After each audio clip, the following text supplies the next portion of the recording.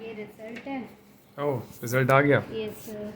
तब रिजल्ट्स कैसे आ रहे हैं? अच्छे आ रहे हैं ना? यस सर, रिजल्ट तो ठीक है सर। पिछले लास्ट महीने से इतने 4-5 महीने से मेहनत करने के बाद तुम अब पहले तो ये बताओ, रिजल्ट्स तो मैं देख लिए, सारे अच्छे लग रहे हैं। Yes sir. क्या पीएचडी में रजिस्ट्रेशन के बाद क्या चैलेंजेस फेस करने पड़ रहे हैं, और ऐसा कुछ बताओ अपना एक्सपीरियंस जिसको समझ में आए, जिससे कि बाकी लोग अगर ये चैलेंजेस फेस कर रहे हैं तो वो ना करें। या तुमको ऐसा क्या लगा पिछले 1-1.5 साल के अंदर से? सर पहले तो ये होता है कि अपना मतलब जो एम है वो डिसाइडेड है। अगर अपना एम डिसाइडेड है, अगर आपको पता है कि आपको करना क्या है, तो उसके बाद फिर उसके हिसाब से पेपर पढ़ो। पेपर में भी अगर कुछ नहीं समझ में आता है तो फिर ये सोचना पड़ता है कि और जगह कैसे काम चल रहा है।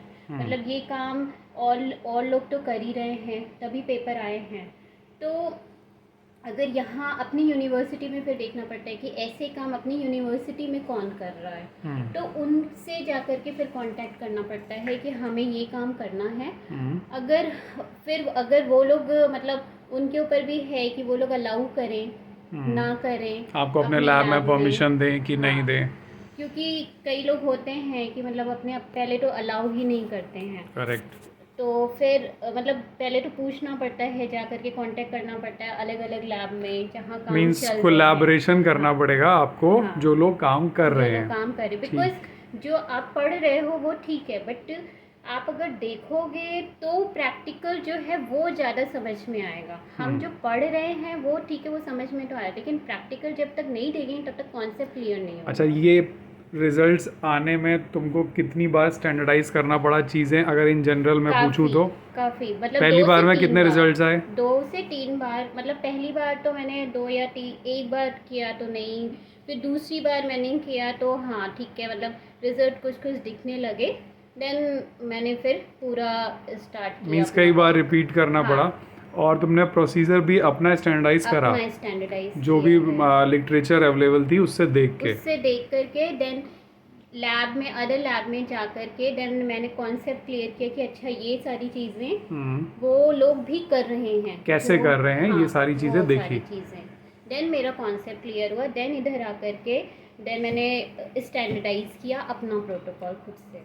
अच्छा, टेस्ट करने में क्या चैलेंजेस आए कि मतलब डिले क्यों हुआ इतना? Reagents reagents is kit the available नहीं होते हैं? अवेलेबल। कई कई बार रिएजेंट्स आप ऑर्डर दो तो वो टाइम लगाते हैं देने ओके, में। क्योंकि कई सारे रिएजेंट्स हाँ, होते हैं तो आप और एक उसके साथ। बाद फिर कितने मतलब क्या कौन से रिएजेंट्स हमें कौन सी कंपनी से मंगाना है, वो सारी चीज़ें हैं। अगर कुछ गलत ऑर्डर हो गया तो हाँ फिर रिजल्ट्स नहीं हाँ, आएंगे। फिर रिजल्ट नहीं आएंगे।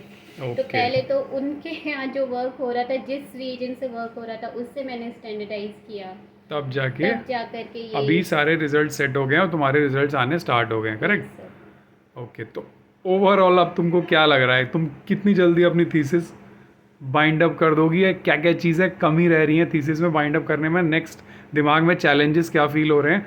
मतलब अभी तक लेट्स से कि तुम्हारे 80% रिजल्ट्स आ चुके हैं, और अभी जो 20-30% बचा हुआ है उसमें क्या चैलेंजेस फील कर रहे हो, ये बताओ। वो तो है कि अभी ठीक है रिजल्ट्स आ गया, बट इसको बाइंड अप कैसे करना है, मतलब उसको कलेक्शन में देन उसको दिखाना कैसे है, करेक्ट। रिजल्ट्स एनालाइज करना है। ये then सारे ये चीज़ें सारे हैं। रॉ डेटा है, तो इसको अभी कंपाइल करना, फिर उसके बाद एनालिसिस फिर एनालिसिस ओके। इसका। देन बार बार इसको रिवाइज करना पड़ेगा एक बार कि कैसे, या अगर पहले तो इसी को अगर मेरे को क्या करना होगा पहले तो मतलब एक रॉ है तो पहले इसी, अभी यही मेरे को नहीं पता कि ये कितना सही है, मतलब जब हम बनाने जाएंगे तब फाइनल एनालिसिस हो पाएगी। एनालिसिस होगी। उसके देन बाद इसमें रिपीट करना होगा, क्या करना होगा, वो सारी चीज़ें भी उस समय वो सब करने सीखनी के बाद होगी। क्या थीसिस सबमिट हो जाएगी? नहीं देन उसके लिए क्या करना होगा? उसके लिए तो पहले तो थीसिस का लिखना है। थीसिस का लिखना है, लिखने से पहले लिखने से पहले तो और सारी चीज़ें हैं, वाइवा वगैरह। बिना पेपर के थीसिस सबमिट होगी? नहीं तो फिर पब्लिकेशन का काम भी करना है, पब्लिकेशन फिर का उसके काम है। बाद थीसिस राइटिंग करनी है, और जो फाइनल चैलेंजेस आएंगे वो कंप्लीट करने हैं। यस तो ओवरऑल ऑब्जेक्टिव्स डिफाइन होने चाहिए, सर। Yes sir. और क्या करना है वो सारी चीज़ें रेडी नहीं होती, उसकी वजह से डिले होता है। Yes sir. और गाइडेंस का कितना रोल होता है? गाइडेंस का तो बहुत रोल होता है, जब तक गाइडेंस ना मिले, अच्छी गाइडेंस ना मिले, तब तक तो कुछ चलो मतलब तुमको हो यहाँ ही पे नहीं कैसी गाइडेंस सकता। मिल रही है ओवरऑल? गाइडेंस तो अच्छी है, इधर बहुत अच्छी है। चलो चलो, यही चलो, तुम्हारा एक और रिएजेंट आ चुका है। तो Thank तुम you, sir. फाइनली अपनी जितनी भी सारे डेटा बचा हुआ है उसे कंपाइल करो, जल्दी से राइटिंग करो, पब्लिकेशन करो, थीसिस सबमिट करो और PhD award low. Thank you so much sir. चलो ओके।